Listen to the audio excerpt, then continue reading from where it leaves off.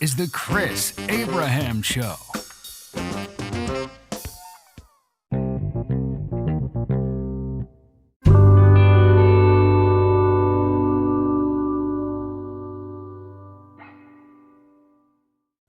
Welcome to Chris Cast, which is now known as The Chris Abraham Show, episode 24, 24, 20.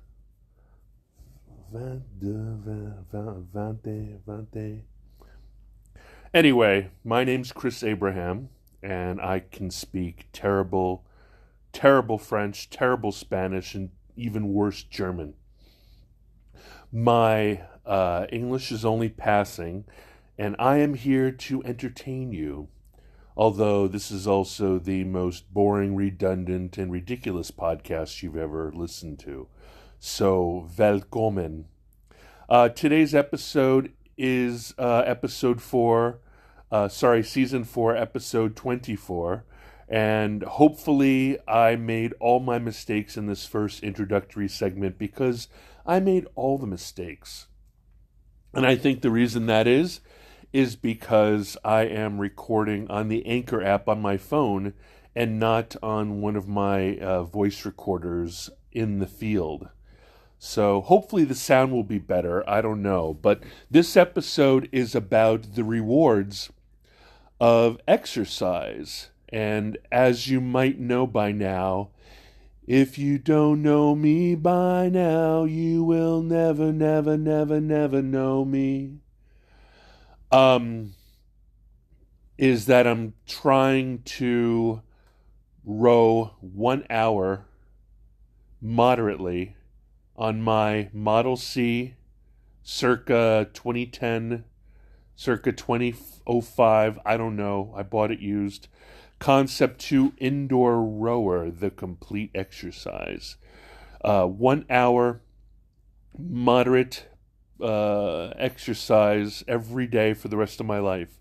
Last night I missed it because I needed to clean my apartment, and I decided that was going to be my workout for the day. But I must tell you that I started off really like sick and dead, and getting to now has required a lot of focus, because if you've ever been completely feeling weak and sick and unhealthy and unfit, you know that even like standing at the sink to do a sink full of dishes and so forth, or standing for a long time, or any of that stuff. Like I was 350 pounds and just so weak. And I must, the point of this episode is to say that instead of diminishing returns, moderate, everyday, full body exercise for duration, in this case an hour to 90 minutes a day, gives you equity. It literally is a compound interest behavior. It has, especially for someone who isn't semi-elite or athletic or really active or a member of a gym or whatnot, the beginning stages of putting yourself out there in terms of moderate exercise for 30 minutes to an hour every day is that there are real ripple effects, and we'll talk about that in a second, although I think I completely spoiled it. Velkommen, and welcome to the Chris Abraham Show, Season 4, Episode 24. 24, that's it. 24. Anyway, we'll be right back.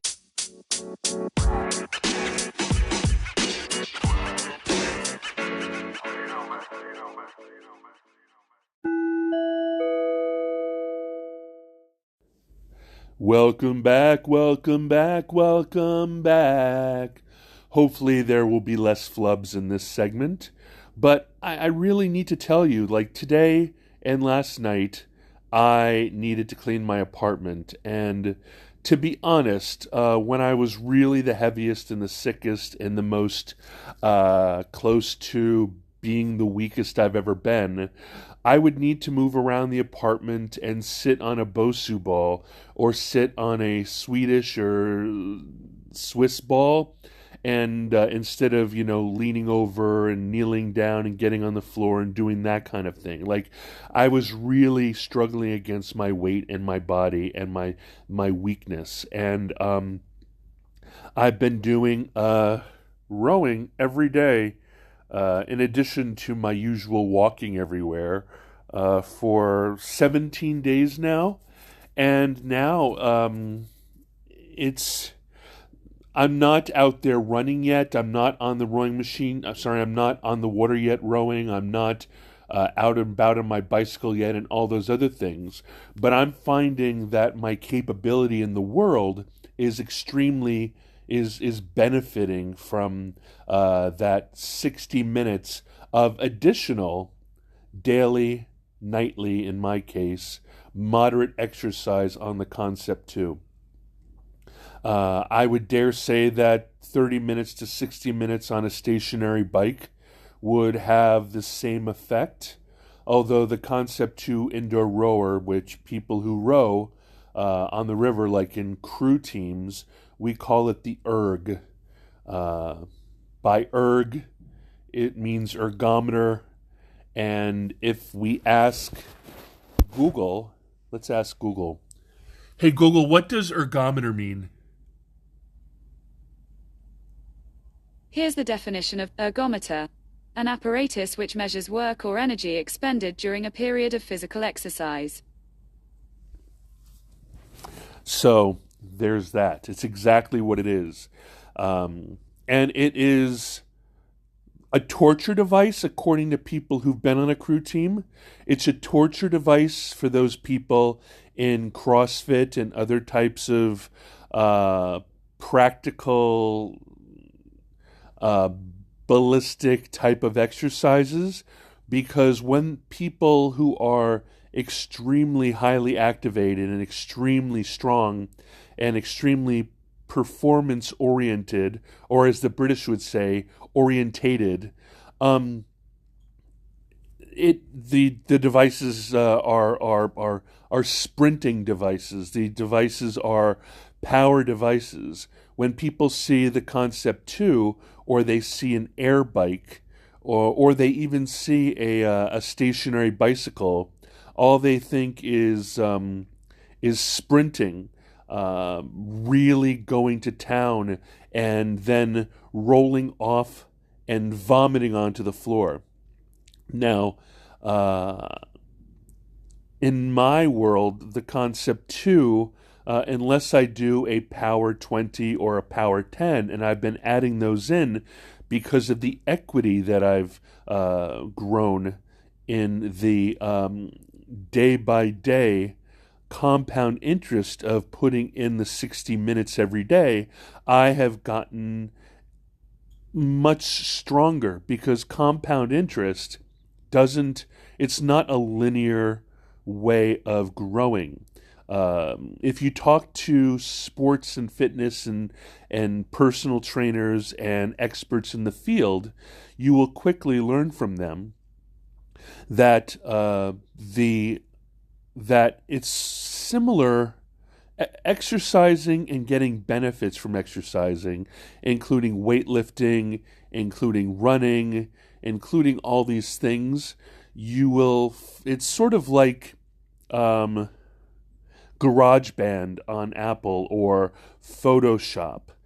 It's really easy at first to get a lot of usefulness from the recording app Audacity, or from Canva, or from Photoshop. All these apps have a very quick learning curve, and then they become insanely more difficult.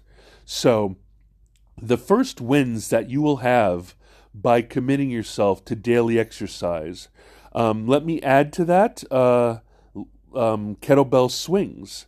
I wouldn't say that you could do 60 or should do 60 minutes of kettlebell swings, but if you find a lightweight, like a 12 or 8 kilogram kettlebell, and you're willing to do, or even a 12 or 16, depending on how strong you are, and if you were willing to do 10 minutes, 15 minutes, 5 minutes of kettlebell swings, I would say do those things in addition to your baseline stationary bike or Concept 2 moderate exercise.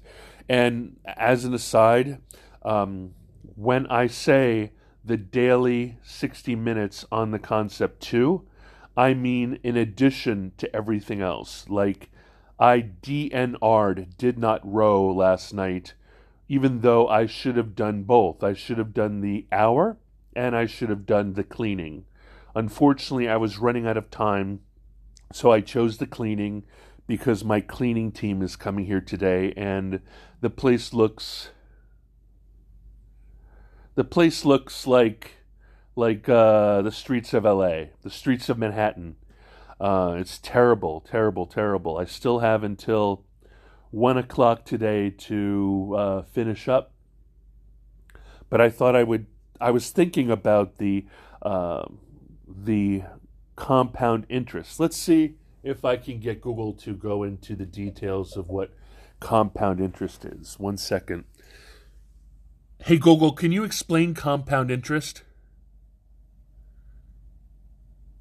On the website bankrate.com, they say, in simple terms, compound interest is interest you earn on interest. With a savings account that earns compound interest, you earn interest on the initial principal plus on the interest that accumulates over time. People also ask me, what is compound interest with example? Want to hear the answer? Yes. On the website Forbes.com, they say, compound interest is when you add the earned interest back into your principal balance, which then earns you even more interest, compounding your returns. Let's say you have $1,000 in a savings account that earns 5% in annual interest. In 1 year, you'd earn $50, giving you a new balance of $1,050. So that's great. Now I can share my great insight. So, by compound interest, every day you exercise, you get a fitness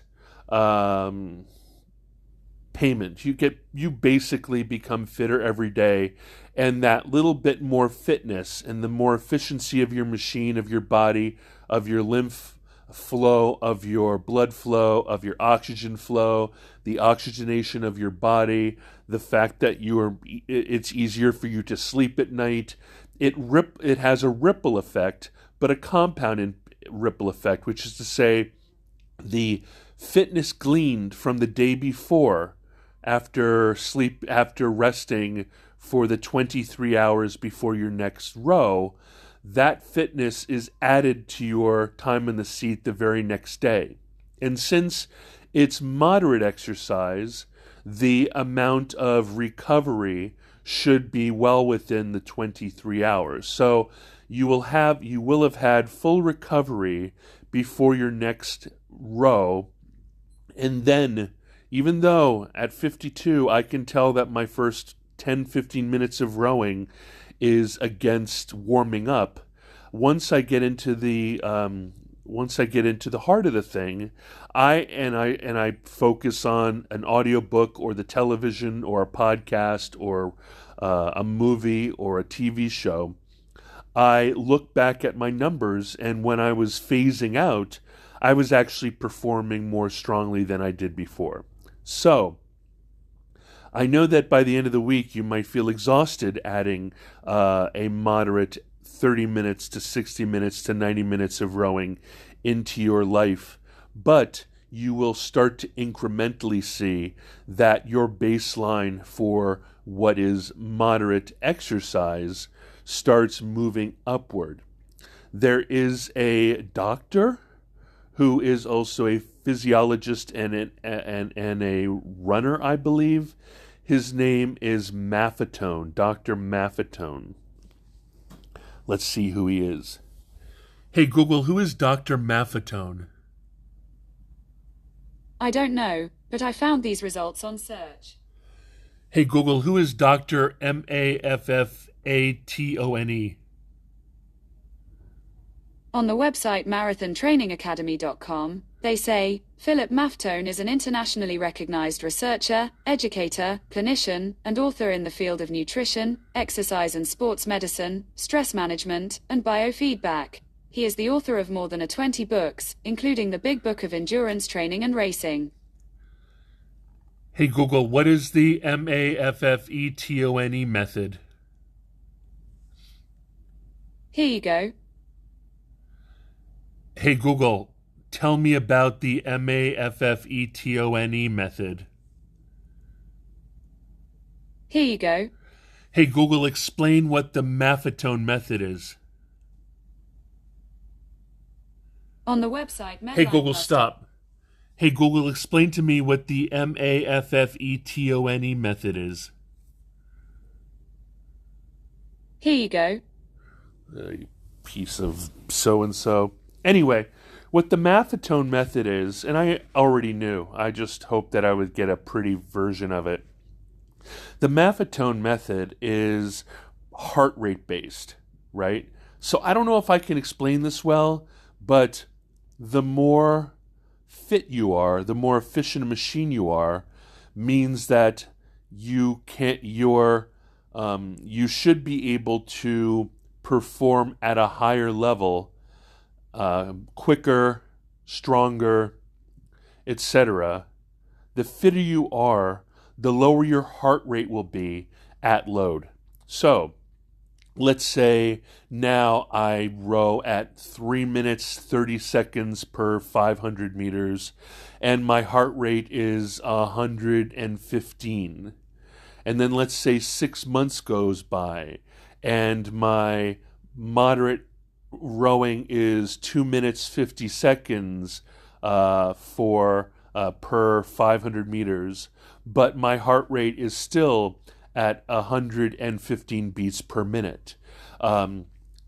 At first, when I was struggling to do 30 minutes, at 3 minutes 30 seconds as a moderate exercise, without going ahead and sweating and losing my breath and jacking my heart rate, my concept of moderate exercise was 3 minutes 30 seconds per 500 meters. But 6 months later or a year later, the same level of effort, in other words, what I perceive as moderate exercise, is now performing at 2 minutes 50 seconds per 500 meters, which is to say that when you do a Maffetone test, they like making you test at 60 minutes, let's say, or at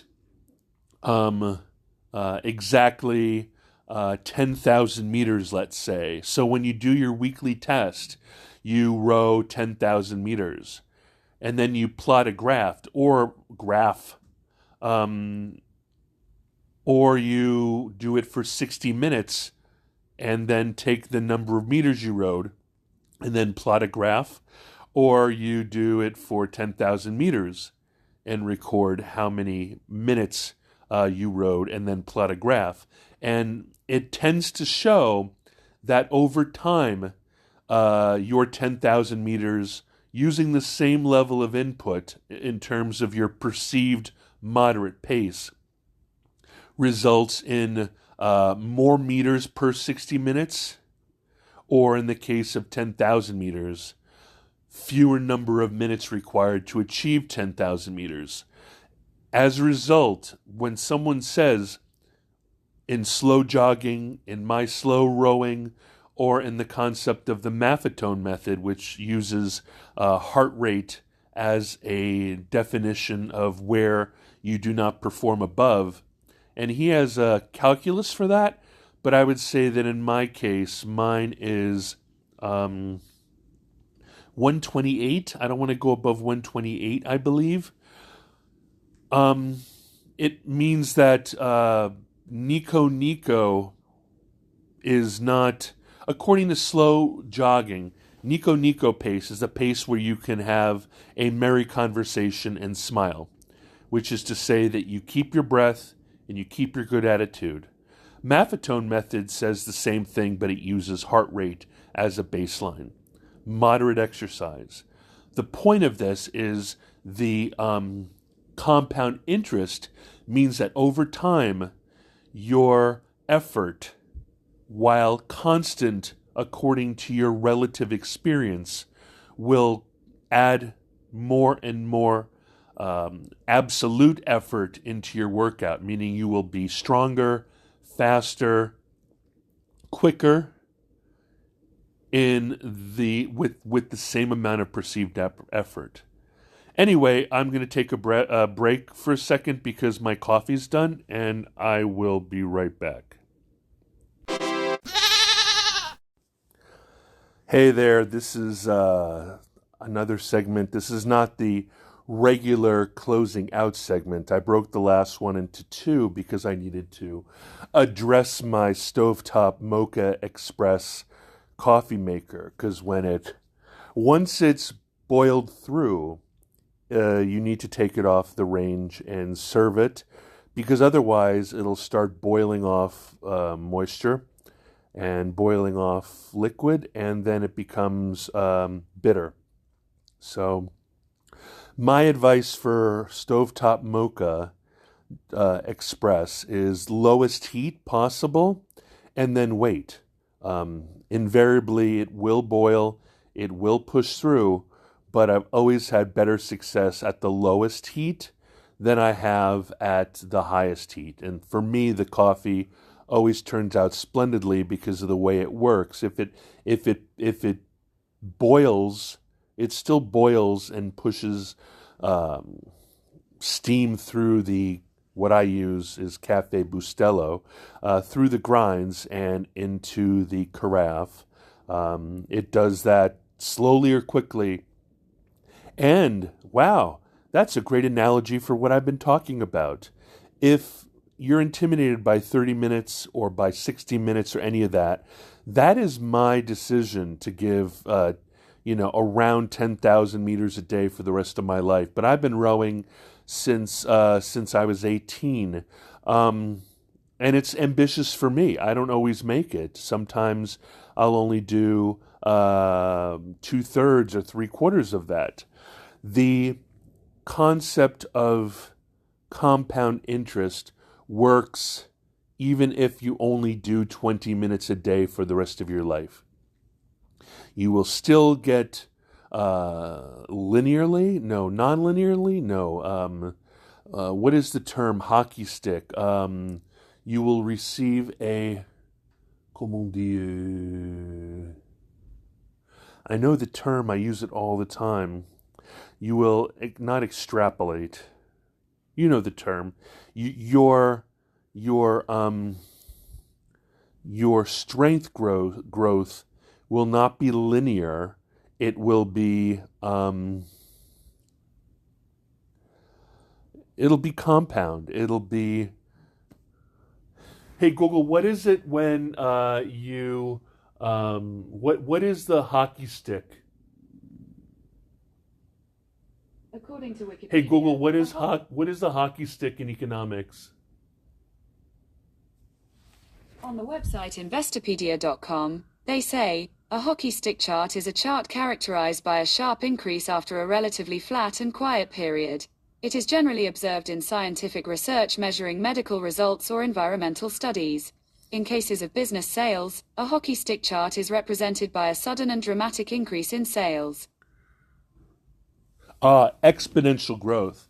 See, I knew that it would unlock something in my head. You will get exponential results when you commit to doing exercise, especially at the beginning. The end result might be a plateau. Which is why, there is a plateau of human performance. But way low on the totem pole, sorry. I apologize if saying totem pole is thoughtless and rude about our Native American brothers and sisters and their storied history. But what I mean is, if you are extremely close to the starting line of your health journey, you will grow and grow and grow and grow until you hit a plateau. And my dad always told me about plateaus. So if you do 20 minutes a day at moderate exercise, moderate exercise, you will really quickly exponentially grow in fitness and success until the work that you're doing, unless of course you are really pushing your 20 minutes on the erg to the point where you're really doing 20 minutes of highly intense workout. If you follow the Maffetone method and commit 20 minutes a day and keep on pushing harder as your body becomes accustomed to that 20 minutes, and make sure that you always hit that particular target heart rate but no higher, I don't think you will hit any plateaus. I think the beautiful thing about the Maffetone method is that it completely reframes your health based on your current health. So it's super easy for people who are super unfit, and it's super hard for people who are extremely fit. It is self-aligning, self-reframing, and as a result, you probably won't hit plateaus. However, let's say you go for a walk every day. At some point, you will hit a health plateau, and you will need to throw weight on your back, or go further, or walk faster, or create some sort of variability to create more load to bring more performance out of your body. Hitting plateaus are natural things. Something in the X factors need to change in order to take you to the next level. But as we've seen from the 2-hour ceiling of a marathon taking more than 2 hours out in the wild, you are going to reach at some point. And do not predict your own. Let the behavior choose your plateau. At some point, you're going to reach the limit of your ability. And I got to tell you, as an adaptable human mammalian person, that is a lot more than you think. And because of this compound interest, every day you become more capable of becoming an elite athlete. Every day, because of that compound interest of your work, you will become fitter, you will become leaner, your heart will become stronger, your lungs will become more able to convert oxygen into red blood cells, your general lymphatic system will become stronger, your muscles will become stronger, your resolve will become stronger, your focus, your obsession, your addiction, your enculturation of this kind of exercise into your life will change. You will become lighter. It will be easier for you to climb stairs. It'll be easier for you to not take the car. It'll become easier for you to carry your own groceries home, and to take walks with your friends, and to join them on athletic events such as hikes. And then it will all spiral in the same way that if you have a heart attack, your fitness spirals down. You will find that when you start to actively recover with the Maffetone method, or with daily slow rows or walks or jogs or stationary bike rides, or ski ergs, or even treadmills or whatever, using kettlebells, weight training, cables, dumbbells, barbells, dips, body weight exercises, burpees, any of those things. The more capable you are, the more capable you will be. The lighter you are, the easier it is to stay on your feet. The stronger you are, the easier it is to move quickly on your feet. When it comes down to it, the goal is to be able to pop up off the floor, or pop up off the couch, or pop up off a chair, because all of these things, while useful in terms of your longevity and your general energy level and so forth, the goal here, through moderate exercise for the rest of your life, is to make sure that you stay out of the nursing home for as long as possible, right? Long game is to make sure that you're not crumpled in a chair, that your spine is straight, and that you walk proudly, and that you jump out of your chair, that you can play with your grandkids and children, that you can take a new lover, that you have body pride, that you have fitness pride, that you say things like, I look good for my age, or I'm strong for my age, rather than, or just I look good, or I'm strong, rather than I look a little older than I am, that sort of thing. It'll change your narrative, it'll change your pride, it'll change your attitude. Depression is a medical condition, so it might, I'm not going to say that it's a panacea for everything that ails you, but I dare say that it probably couldn't hurt. And I hope you... And by the way, Concept 2 brand new is under $1,000 off of Amazon or concept2.com, and I think you deserve to buy one today.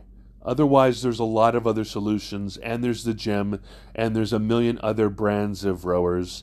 But I hope one day that we can create a boat, a virtual boat on the Google challenges, on Concept 2 logbook challenges, so that you and I and we can get together and start doing these long daily, 10,000, 20,000. I think 48,000 is a marathon. I've never done that. Hey Google, how many meters is a marathon? One marathon is equal to 42,195 meters. So we could do that together. And I hope you really enjoyed this episode. I hope it was motivational. I want you to know that the baby steps are rewarded. The baby steps are rewarded. The more you put a load on your body, the more your body adapts to the load, and the easier that load will be, in your subjective opinion, the next time you load your body with the same load. In fact, it has overflow effects, so you will be able to not only lift that weight more easily, but you'll also be able to increase your maximum weight for one rep. In other words, performance at a maffetone level overflows into maximum performance benefits. All right, next is the contact. Thank you so much. I know I've been saying the same thing over and over again, but I'm kind of wiggly about it, and I'll talk to you soon. Welcome back, welcome back, welcome back.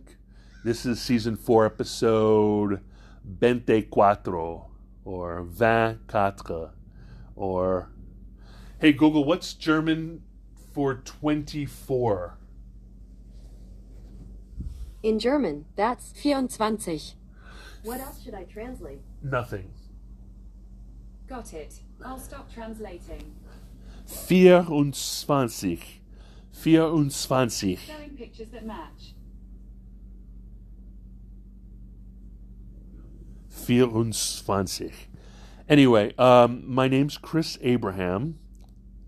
You can reach me at chris@abraham. I'd like me to call you by the Stop, name Chris Google. Abraham. Hey, Google, stop. Hey, Google, stop. Sorry. All right. What should I call you? Chris. You'd like me to call you by the name Chris. Is that right? Yes. Sure. I'll call you Chris from now on. Thank you. Just doing my job. Oy vey. All right. chris@abraham.su. You can reach me at chrisabraham.com. I